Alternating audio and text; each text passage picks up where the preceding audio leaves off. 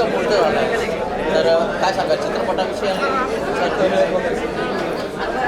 Actually भिंगरी Marathi चित्रपट करण्याचे आमचं एक स्वप्न होतं.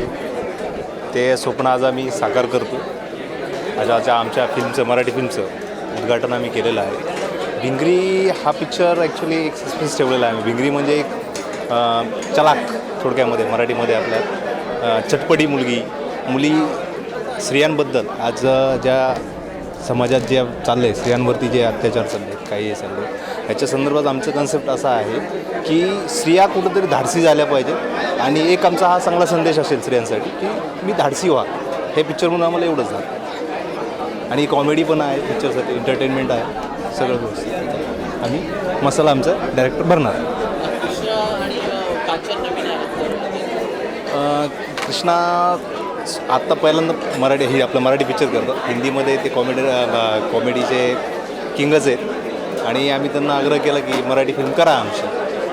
आणि कांचनचं ॲक्च्युली तसं कांचन मॅडम ज्या आहेत त्यांनी याच्या अगोदर बरेचसे म्हणजे हे केलेलं आहे आपलं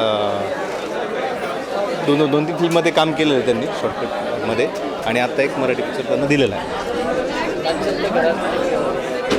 कांचन तसं नात्यातून मेवणी आहे माझी.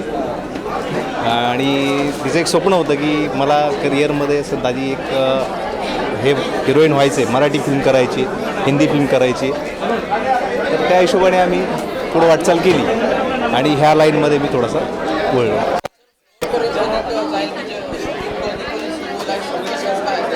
समजलं नाही पुन्हा.